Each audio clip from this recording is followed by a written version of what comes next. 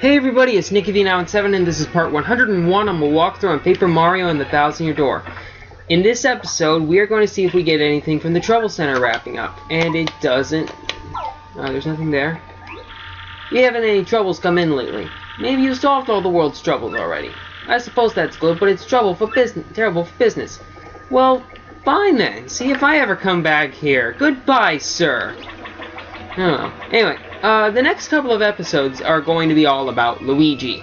Kind of appropriate seeing as how I'm still wearing Luigi clothes. But what I'm going to do first is I'm going to find out what Luigi's last couple of parts of his tale were, because I don't think we listened to them yet. And then we're going to be reading the Super Luigi books. So, I've been catching a breather here, you know, reflecting on all of my adventures. It's been a long road, bro. Want to hear about it? Pretty long story. It sounds good to me. What part of my story do you want to hear, bro? Alright, and by the way, we have already done Circuit Break Island. I don't know why that's not already crossed off, but anyway, let's go to Hate Song Tower. And like I said, it's a really long story, but this part is just crazy, so here it goes. Hate Song Tower stands atop a jagged, unclimbable cliff beyond the northernmost sea. The winds whistle down the cliff, howling like banshees, singing songs of hate. People say it's pretty much the scariest place in the world, and I had to go there. Scared shitless comes to mind, that's all I'm saying. Blocking out the bone-chilling howls, I somehow managed to reach the tower's door. I was terrified, but thoughts of Princess Eclair warmed my heart and gave me power. All of my companions felt the same way. They were with me to the bitter end. Even though they had their own, you know, ulterior motives. But fair enough. The door to the tower swung slowly open and to reveal an inconceivable darkness. I tried to call out Princess Eclair's name, but I couldn't even breathe because, as I strained my eyes in the darkness, I saw the most terrifying beast of all. The Chestnut King himself appeared before me. He was monstrous and drooling. Puddles of toxic goo dripped from his mouth, melting the very ground at our feet. I couldn't stop shaking, but I gritted my teeth and faced the evil beast head-on. Alright, go you. I dodged the king's fangs, jumped onto his chest, and gave him a hammer whack. My swing split the air and crashed dead center onto the Chestnut King's skull. He said that word. Hope powered me up, bro. I was going toe-to-toe with the king, and I was loving it. This is it, I thought. I can win this. I'll risk it all on my next blow. I gripped my hammer tight and waited for my moment. The tension stung me. Schwack! The ocean's wind raged against the tower windows. With that sound as my call to battle, I advanced with no mercy in my heart. And then... comma, stalling tactic. More stalling tactics. Ellipses to the 10th billionth degree. I beat them. I defeated the Chestnut King. An even worse beast came next, a nightmare thing, but I beat it too. I rescued Princess Eclair. It was all over. And then I came back to Rogueport and had a light lunch. That's about it. Well, way to get all anticlimactic up in here. Huh? You think there's more to the story than that? Not at all. That's it. That's the whole story of my quest for Princess Eclair. The end. But my adventures won't end here, bro. They'll never end. Not as long as the Mario and Luigi series lives on. And finally, the Super Luigi book. Actually, know what? This guy actually novelized my quest. He's been interviewing me. He was actually interviewing me at the end during breaks for my adventure. I didn't think anyone would be interested in reading a book about Luigi. But Super Luigi came out recently, and check this out, bro. Here in Rogueport, it set a new record for consecutive weeks at #1 on the bestseller list. Oh ho ho ho! Hooray for Luigi, bro! I started reading it the other day, but it's an encyclopedic account in many volumes. Excruciating detail, bro. It's like a history book. It seemed like one anyway. They've got it in the shop here in Rogueport. How about you snag a copy, bro? I already have 5. Alright, so now that we're done with that, let's go ahead and read the first of the Super Luigi books. We're at about 5 minutes on time. Super Luigi. Book number 1. Super popular, now on sale. Have you ever experienced a time when no matter how hard you tried, you failed, and the time you spent felt wasted? If ever you feel such pangs of regret, try to remember this tale. This story of a young man's quest to save a sweet princess. And I'm not doing Luigi's voice for this for one simple reason. It's not written by Luigi. It's written about Luigi. So, I don't think it warrants it, really. Super Luigi, Volume 1. The quest begins. The day dawned like any other, but little did Luigi know the letter he was about to receive would forever change his destiny. Sir Luigi, danger besets us on all sides, and we beg your help. The foul Chestnut King has stolen our treasure, our fair princess. The letter was from Minister Crepe of the Waffle Kingdom, a man aware of Luigi's many adventures. Many? I think you got the wrong word there. Try one. He knew only Luigi could save them. Charged with this dire task, Luigi wasted no time curtailing the heroic meal he was making. Then he packed it for his deadly journey. Nowhere that his older, though less talented brother, was out on a no doubt inconsequential errand. Luigi took a moment to leave a note. Mix a keel mango with a peach to whip up a fruit parfait. I'm gonna have to remember that. These cryptic words were all Luigi wrote before leaving. Upon reaching the Waffle Kingdom, Luigi was greeted by pure misery, an endless flow of tears over the kidnapping of Princess Eclair. Arriving at the castle, Luigi was greeted by Minister Crepe, who carefully handed him a compass base with only one intact section. Our land has a second treasure, the marvelous compass. Find its 7 parts. Find Eclair. Save the princess. Save the cheerleader. Save the world. So it began. To be continued. That sounds interesting. Let's read on. Super Luigi 2, Manager's Pick. Allies and Adventure. It's a little warm. Hang on. It's a little warm, Luigi muttered, the sweat dripping from his brow as he followed the compass up Rumble Bump Volcano's side. Must find secret grotto. While Luigi had guts to spare, he did need a guide, and he found one in Bluey, a blooper he met in town. Brave Bloopy joined Luigi and instantly proved to be invaluable. With his aid, Luigi bested a savage statue that protected the treasure. The treasure was none other than a piece of the marvelous compass, a piece that pointed west to Plump Belly Village. The second Luigi saw Plump Belly Village, he knew something was amiss. All was woe, and Luigi soon learned the reason why from the mayor. The town was at the mercy of a sinister serpent who demanded sacrificial lasses. Burning with indignation, Luigi formed a team of liberators. A fierce Bob-omb warrior named Jerry joined his crew, and chose, not surprisingly, to stick with Luigi for the duration of his quest for Eclair.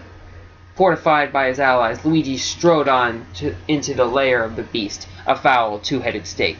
No time to think. Luigi sprang forth. Twin heads snapped at his heels, fangs dripping venom. Then, as one mouth gaped wide to swallow Luigi, the other crept from behind. Our hero sensed the treachery and fainted before leaping. The heads collided, and the beast ate itself. I don't even... The prize? A compass piece. The villagers begged their savior to stay for him, but the grim-faced Luigi pressed bravely on. To be continued. These are this short. I might be able to knock out all 5 books in one video. Cool. Super Luigi book number 3, this month's bestseller. The Voice of a Princess. Dauntless Luigi's next test came in the form of a kart race on Circuit Break Island, where he won both the contest and a compass piece. The race was fraught with danger, but Luigi pressed through adversity to win. All viewers were awed by Luigi's revolutionary race style. The mechanic who built Luigi's racing machine, a buzzy beetle named Torque, was so stunned by Luigi's race techniques that he joined him. Yes, technically stunned would be the right word. Reinvigorated, Luigi set sail for Jazzafraz Town, where he made his stage debut. Hazy, a Daisy producer, gave Luigi a key role, playing the part of an Earth Spirit to pure perfection. Earth Spirit? Really? He was grass. Luigi stole the show. Grass! Hazy's faith in Luigi's natural acting talents were rewarded. The performance won a prize, which yielded another compass piece. Hazy turned from teacher to pupil, joining Luigi on his quest. It was at this time that Luigi's heart, usually draped in the cool comfort of a hero's resolve, began to warm with thoughts of Princess Eclair.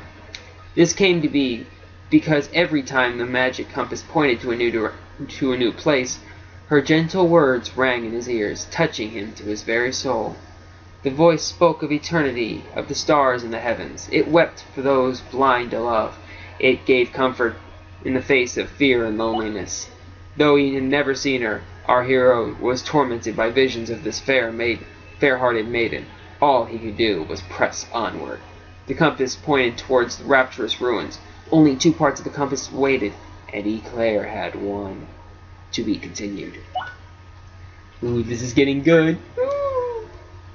Super Luigi Book number 4, the fan favorite. The Shards of Truth. Footsore and weary, Luigi finally found the rapturous ruins beyond Grimble Forest. Within them, time and space were lost in nothingness.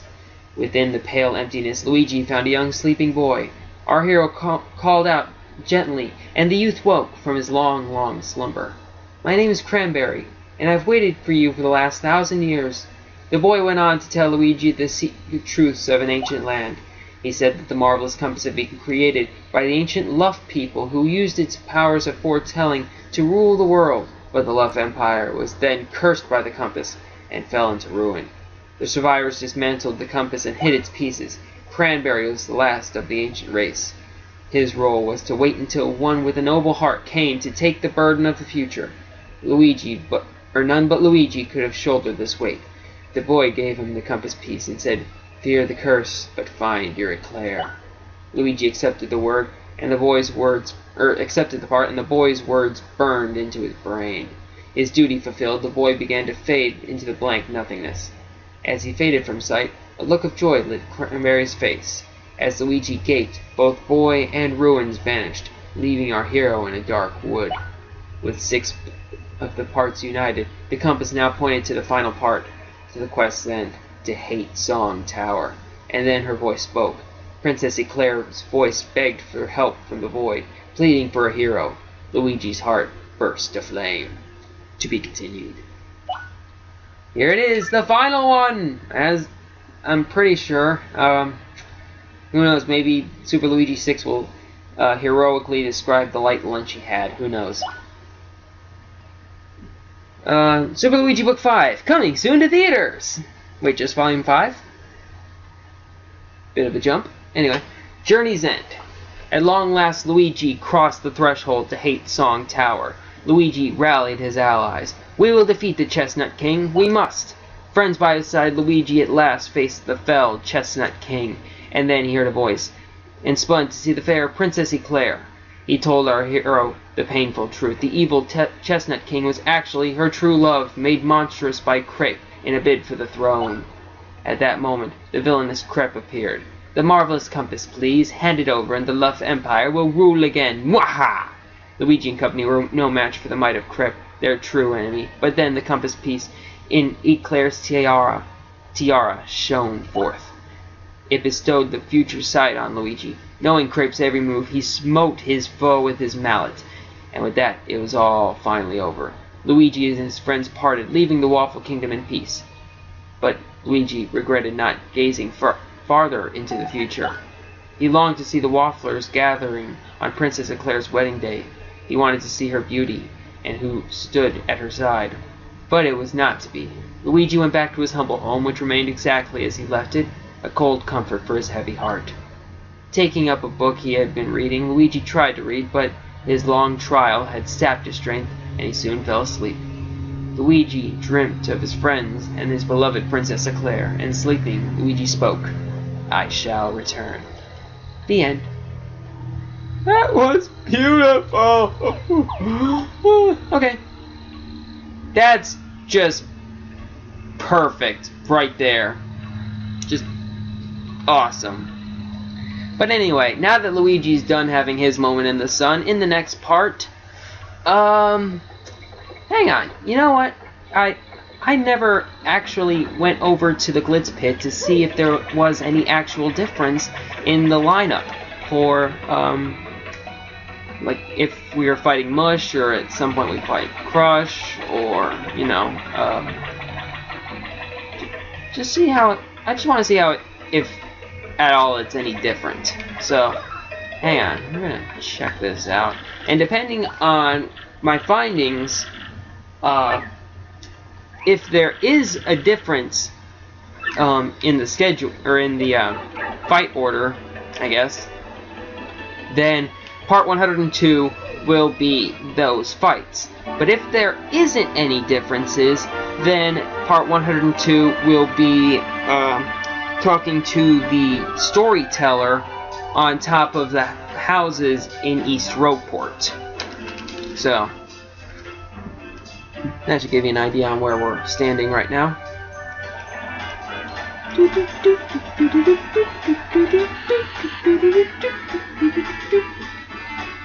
I will say, this has some catchy music.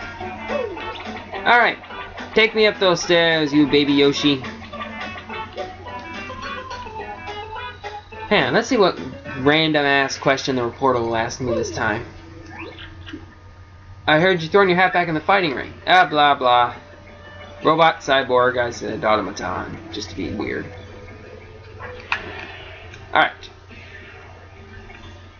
Now let's see here. What I'm going to do is I'm just going to walk in here, take a look.